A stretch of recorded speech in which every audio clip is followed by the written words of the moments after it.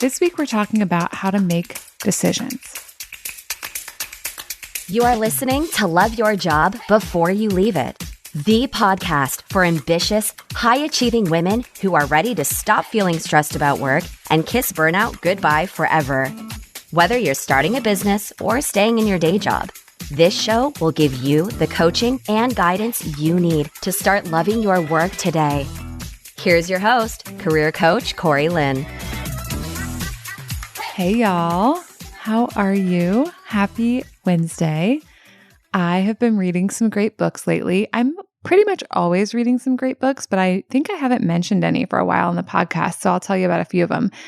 I read The Midnight Library by Matt Haig, and then I just read The Humans, also by Matt Haig. And I heard about The Midnight Library because in a coaching group that I'm part of, Cara Lowenthal's group, The Clutch, someone had started a thread in there about novels that are like sort of related to thought work. And one of the ones that someone talked about was The Midnight Library. And part of that is because part of what the book is about is kind of about like how you think and your perspective on things and how much of a difference having a different perspective makes. And I'm not going to tell you too much about it because I don't want to spoil the book for you. So I checked that book out from the library because I'd heard, about it in that thread.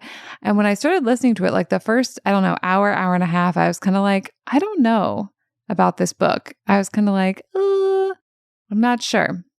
And I'm so glad that I made the decision to keep reading it and to see where it went because I actually really ended up liking it. And I ended up liking it so much that I went to the library to see what other books I could find by this same author. And when I say I went to the library, I really mean I went to the library app on my phone because as much as I love actual physical libraries, I mostly listen to audiobooks or read ebooks, so I mostly interface with the public library on my phone. But I still get most of my books from the public library because that's what I did as a kid. And I fucking love libraries and they bring me so much pleasure and so much delight. And even when I have to wait for books or when the book is due after 3 weeks, it's not always the most convenient thing, but there's something even about that inconvenience that I treasure. I just love libraries as just something that exists. I'm so happy they do. They were totally my happy place as a kid. Anyways, those are some of the books I've been reading. Oh, and The Humans, which again, also by Matt Haig, was super fun because it's written from the point of view of an alien. So the observations that the narrator makes about humans in our world are silly and funny and absurd. And sometimes we would say they're wrong, but then they just also really make you think oh yeah, I could see how someone would see us that way. And there's something really magical about kind of just shaking up the day-to-day viewpoints that we have on ourselves, our lives, the world, etc. So those are some books I've been reading. Have y'all been reading anything fun, anything delightful, any yummy books? If so, and you think I would like them, send me an Instagram message or email me about it because I'm always looking for more excellent books to read. I'm on Book Talk now, which is TikToks about books. So I'm getting so many recommendations there all the time as well. So I actually have so many books on hold at the library that there was a point where they were like, no more books on hold. You have so many books on hold. You have to read some and then you can have some more holds because I can't, I'm kind of a slow reader.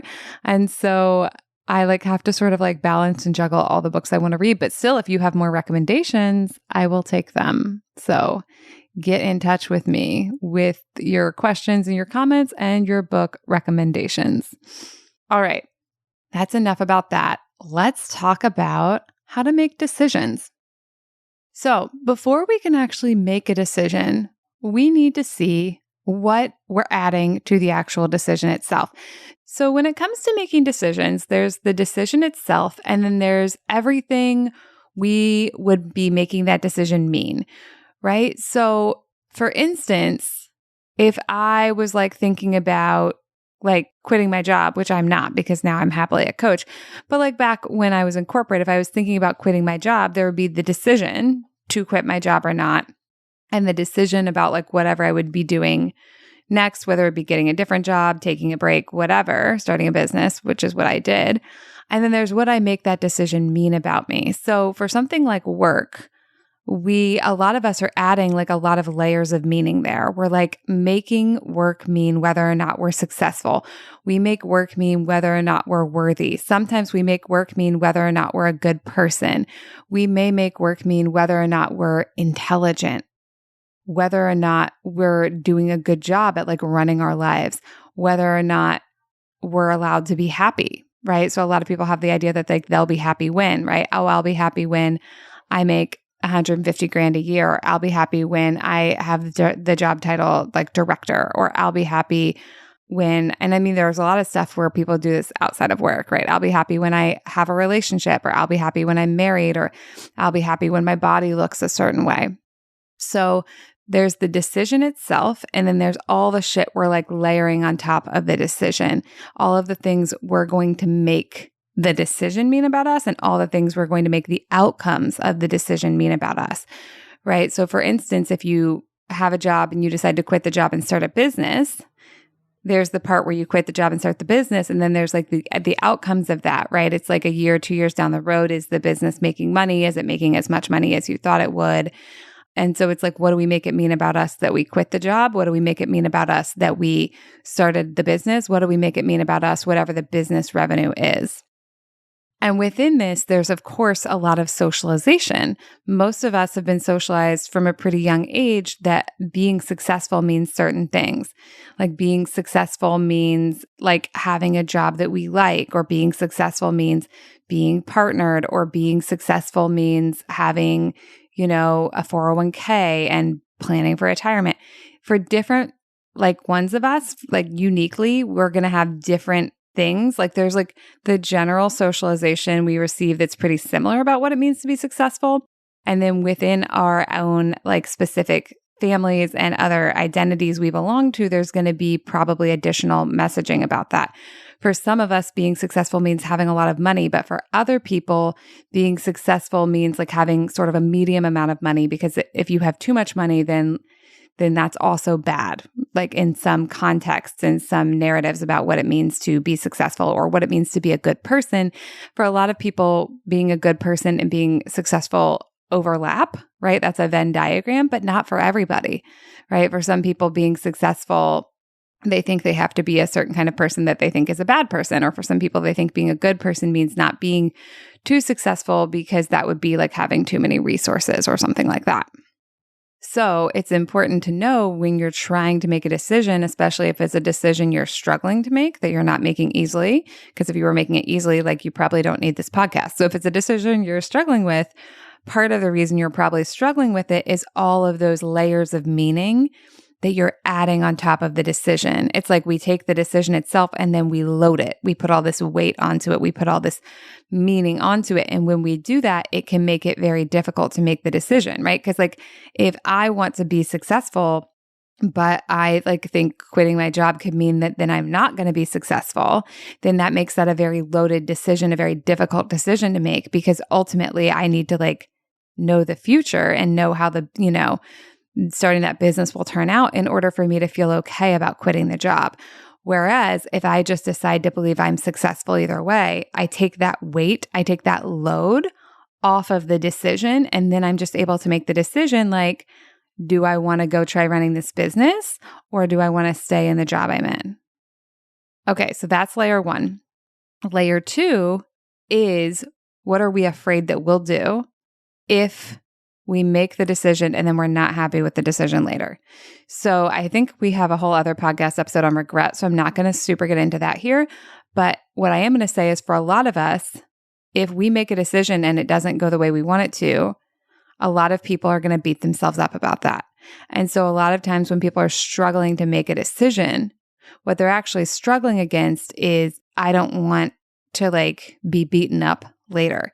And that's actually really good to know, because guess what? It's always optional. Even if you make a decision and it doesn't turn out the way you want it to, you don't actually ever have to beat yourself up later. If you know that, if you see that that's a pattern that your brain applies sometimes, probably something you learned in childhood, you can learn how to stop doing that shit. And that's great because beating ourselves up actually doesn't really help us do better. It usually just makes us scared of making decisions. It makes us scared to take chances because if we take a chance, there's a chance we could have to be beaten up later. But when we realize like we're the one being beaten, but we're also the one doing the beating, then we can opt out of that cycle and that pattern. Okay. So to recap, there's what's the decision versus what will we make the decision mean? And there's what are we afraid would happen if things don't go the way we think like we'd like them to? Because that's like our risk factor.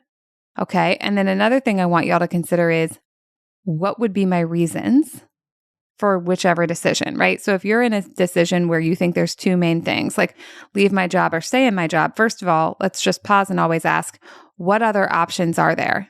Right? A lot of times the brain likes to think in binaries, in dichotomies, in this or that. It's actually a pattern, a thought pattern called black and white thinking or either or thinking, right? So if you're at a decision point, your brain might be collapsing the myriad options available to you into two main options. So it can be a useful thing to say to yourself, what other options are available? My girlfriend has an aunt who we love, and she has this thing that she says that my girlfriend says to me now, which is like, put all the options on the table, even the ones you think you don't want. So thank you, Aunt Carol, for this amazing way of thinking through options. And I've done this multiple times, and there have been so many times when I'm like, oh, actually, I'm going to pick the exact one that I thought I didn't want. So like originally, I wouldn't have even included that in the option set. I would have been thinking between like that binary, these two other options that seem like the more likely ones.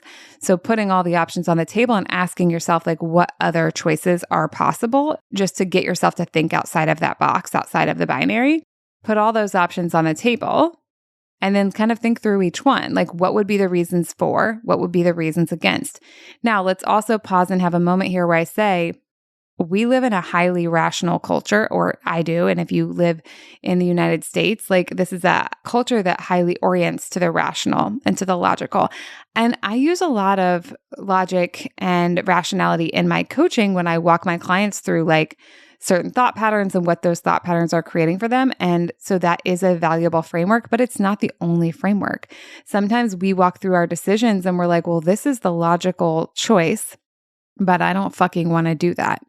And maybe there's another choice that logically doesn't make sense, but it feels really good to you for some other reason.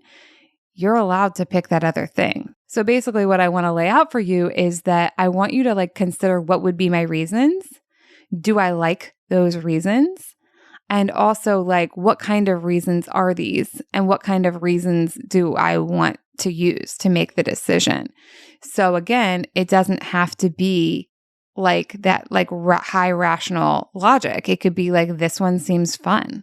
It could be like, this seems like an adventure, or it could be like, I've got a feeling about it. Now, do we know what your feeling is? Like, do we know if that's like true intuition? We don't know, or at least I don't know. Maybe you know, I don't know. But what I want to like circle you back to here is like what I talk about on the podcast about when to leave your job.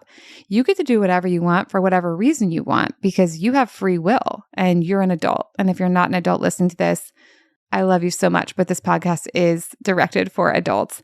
And so I'm going to speak to adults, and you can talk to your parents about the difference between what applies for adults and what applies for you. Okay. So as adults, you get to do whatever you want for whatever reason you want. And so you don't have to choose the rational thing. And you don't have to choose the irrational thing. You don't have to choose one of the binary. You can say, what other options are there here? And like, which one could be interesting for me? Okay. I also want to talk a little bit about indecision. So you're also allowed to not make a decision yet, but I want you to be really aware that that actually is a decision. Choosing to wait is choosing. And I want to point that out because I think sometimes when we want to make a decision, but we're struggling to make that decision, we don't like that feeling of like, you know, like the internal pressure to choose, and we don't want to choose. And again, like maybe we're like loading a lot of stuff onto it, or we're afraid what we'll say if we choose and then things don't work out the way we want to.